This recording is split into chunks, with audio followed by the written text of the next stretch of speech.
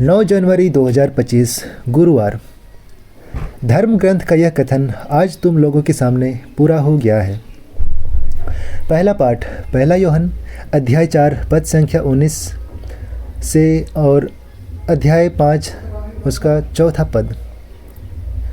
हम प्यार करते हैं क्योंकि उसने पहले हमें प्यार किया।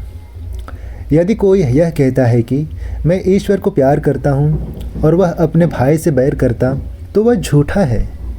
यदि वह अपने भाई को जिसे वह देखता है प्यार नहीं करता तो ईश्वर को जिसे उसने कभी नहीं देखा प्यार नहीं कर सकता। इसलिए हमें मसीह से यह आदेश मिला है कि जो ईश्वर को प्यार करता है उसे अपने भाई को भी प्यार करना चाहिए। जो यह विश्वास करता है कि ईसा ही मसीह है वह ईश्वर की संतान है, और जो जन्मदाता को प्यार करता है वह उसकी संतान को भी प्यार करता है। इसलिए यदि हम ईश्वर को प्यार करते हैं और उसकी आज्ञाओं का पालन करते हैं तो हमें ईश्वर की संतान को भी प्यार करना चाहिए।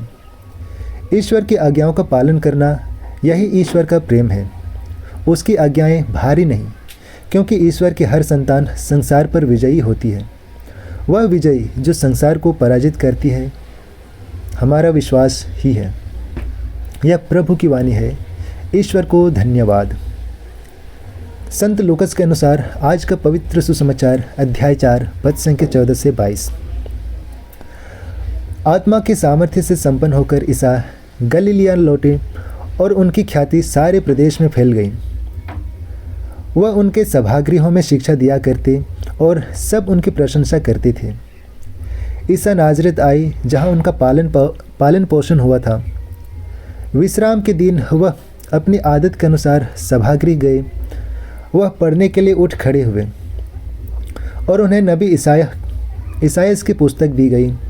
पुस्तक खोलकर ईसा ने वह स्थान निकाला जहाँ लिखा है, प्रभु का आत्मा मुझ पर छाया रहता है, क्योंकि उसने मेरा अभिषेक किया है। उसने मुझे भेजा है जिससे मैं दरिद्रों को सुसमाचार सुनाऊं, बंदियों को मुक्ति का और अंधों को दृष्टिदान का संदेश दूं, दलितों को स्वतंत्र करूं और प्रभु के अनुग्रह का वर्ष घोषित करूं। ईसा ने पुस्तक बंद कर दी और वह उसे सेवक को देकर बैठ गए। सभागृह के सब लोगों की आंखें उन पर टिकी हुई थी। तब वह उनसे कहने लगे, धर्म ग्रंथ का यह कथन आज तुम लोगों के सामने पूरा हो गया है। सब उसकी प्रशंसा करते रहे। वे उनके मनोहर शब्द सुनकर बड़े अचंभे में पड़ जाते और कहते थे, क्या यह यूसुफ का बेटा नहीं है? यह हमारे प्रभु यीशु ख्रिस्त का सुसमाचार है। ख्रिस्त की जय। तो चलिए आज के दोनों पाठों पर हम मनन चिंतन करते हैं और इसे हम सुनेंगे फादर जॉनसन बी मरिया, ग्वालियर महाधर्म प्रांत। और वो बताते हैं, आज के सुसमाचार में हम देखते हैं कि प्रभु यीशु अपने गृह नगर नाजरेत जाते हैं और वहाँ के सभागृह में जाकर नबी ईसायास के ग्रंथ में से पाठ पढ़ते हैं। वह अपने इस दुनिया में आने के मकसद की घोषणा करते हैं। वह घोषणा करते हैं कि स्वर्ग पिता ने उन्हें दरिद्रों को सुसमाचार सुनाने के लिए भेजा है। दरिद्रों के लिए शुभ संदेश क्या है? यही कि उनकी दरिद्रता अब समाप्त होने वाली है। उनका उद्देश्य बंदियों को मुक्ति का संदेश देने, अंधों को दृष्टिदान और पद दलित का उद्धार करने के लिए आए हैं। उनकी प्राथमिकता की सूची में यही लोग हैं, अंधे, दरिद्र और पद दलित और बंदी।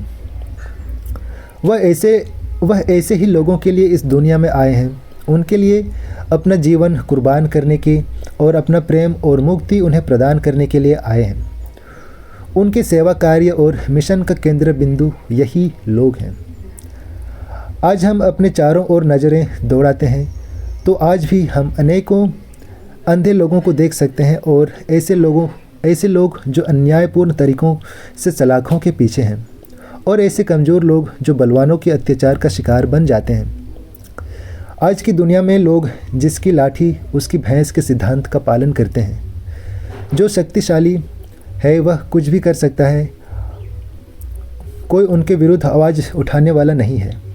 कोई भी दरिद्रों, बंदियों या पद दलितों का साथ देने वाला नहीं है। ईश्वर का मुक्ति कार्य आज भी जारी है। आज ईश्वर हम में से प्रत्येक को अपने लिए काम करने के लिए पुकारते हैं, उस मिशन कार्य को जारी रखने के लिए जिसके लिए वे इस दुनिया में आए। प्रभु का मिशन हमारे जीवन का मिशन बन जाए। आमीन।